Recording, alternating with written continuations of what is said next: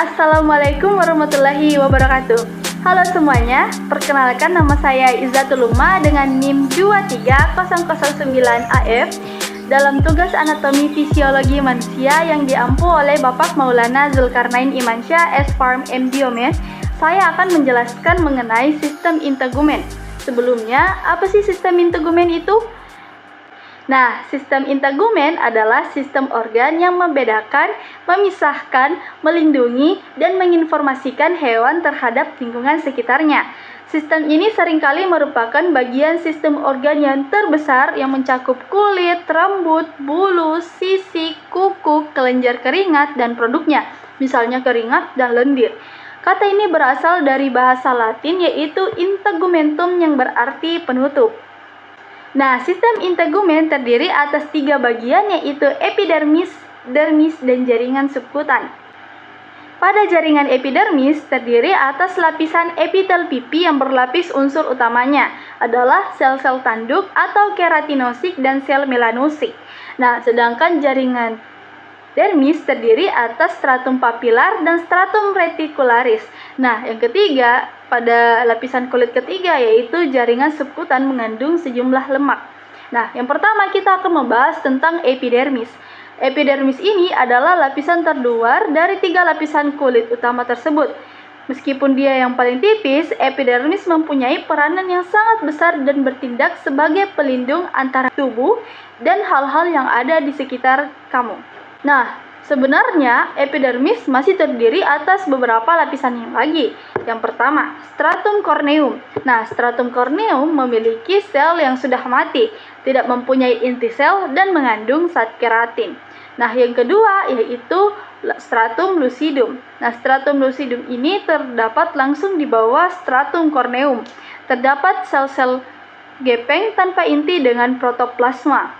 Nah, fungsinya itu untuk melindungi area yang paling sering mengalami kerusakan, seperti telapak tangan, jari samping, maupun telapak kaki. Yang ketiga, stratum granulosum. Nah, stratum ini terdiri dari sel-sel pipi seperti kumparan. Sel-sel tersebut biasanya terdapat 2 hingga 3 lapis yang sejajar dengan permukaan kulit. Nah, lapisan stratum granulosum ini berfungsi untuk membentuk sel-sel pelindung kulit dan menghasilkan lipid dan faktor pelembab alami yang membuat kulit tahan air dan membantu mempertahankan kelembapan. Yang keempat, stratum spinosum. Lapisan ini merupakan lapisan yang paling tebal dan dapat mencapai 0,2 mm yang terdiri dari 5 hingga 8 lapisan. Stratum spinosum berperan dalam menciptakan keratin, yaitu bahan pembentukan sel kulit, rambut, dan kuku.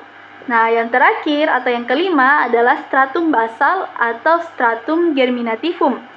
Nah, lapisan basal atau stratum germinativum ini kita sebut sebagai stratum basal karena sel-selnya tersebut terletak di bagian basal. Stratum germinativum ini menggantikan sel-sel di atasnya dan merupakan sel induk. Nah, stratum basal juga merupakan rumah bagi melanosit yang memproduksi melanin, pigmen yang bertanggung jawab untuk warna kulit. Saat terkena sinar matahari, melanosit ini akan menghasilkan lebih banyak melanin untuk melindungi kulit dari paparan sinar matahari. Nah, lapisan yang kedua adalah lapisan dermis. Dermis adalah lapisan di bawah epidermis. Nah, dia ini berbatasan dengan epidermis yang dilapisi oleh membran basalis dan di sebelah bawah berbatasan dengan subkutis. Tetapi batas ini sebenarnya tidak jelas dan hanya bisa dilihat sebagai tanda. Nah, dermis terdiri atas lapisan stratum papilaris yang merupakan bagian atas dermis yang mengandung papila dermis dan terdapat pembuluh darah kapiler dan korpus Meissner atau reseptor laba. Pada dermis terdapat juga fibroblast, sel mas, makrofag, dan leukosit yang keluar dari pembuluh darah. Nah, lapisan yang kedua atau lapisan yang di bawah ini disebut dengan stratum reticularis. Nah, dia ini mengandung folikel rambut, kelenjar sebasial atau lemak, dan mengandung kelenjar keringat dan korpus Pacini atau reseptor tekanan. Selanjutnya adalah jaringan subkutan, yaitu lapisan terbawah dari sistem integumen. Fungsi utama dari jaringan subkuten yaitu untuk menyimpan lemak dan memiliki jaringan ikat yang mengikat otot dan tulang jaringan untuk mendukung pembuluh darah dan saraf dan kelenjar dalam dermis pada jaringan. Nah, pada jaringan subkutan terdapat kelenjar minyak atau biasa disebut dengan sebacia gland. Nah, kelenjar keringat dan minyak ini berfungsi untuk melembabkan kulit, mencegah kulit kering, dan melonggarkan pengelumas. Selain itu, di lemak jaringan subkutan juga terdapat kelenjar keringat atau apokrin.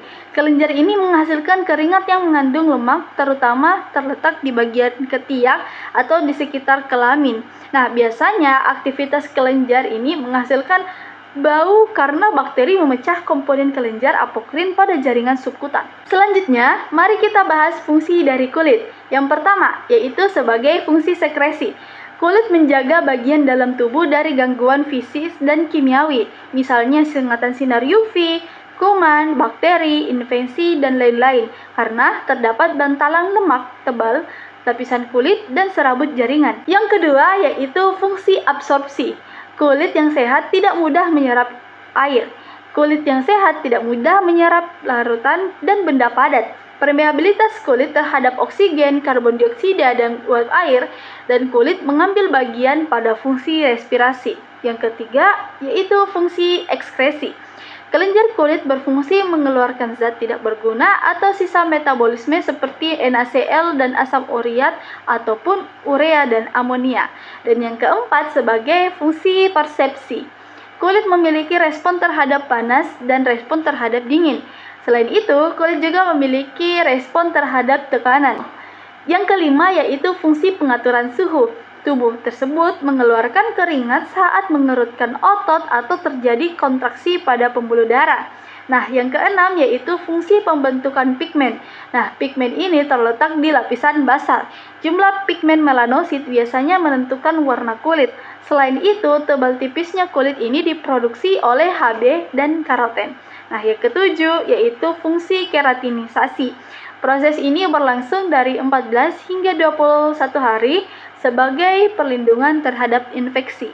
Nah, yang terakhir atau yang nomor 8 itu sebagai pembentukan vitamin D. Saat tubuh terkena matahari, maka tubuh akan memproduksi vitamin D dengan membakar kolesterol di dalam sel. Itulah penjelasan singkat mengenai sistem integumen. Semoga ilmu yang disampaikan bisa bermanfaat dan terima kasih. Sampai ketemu lagi.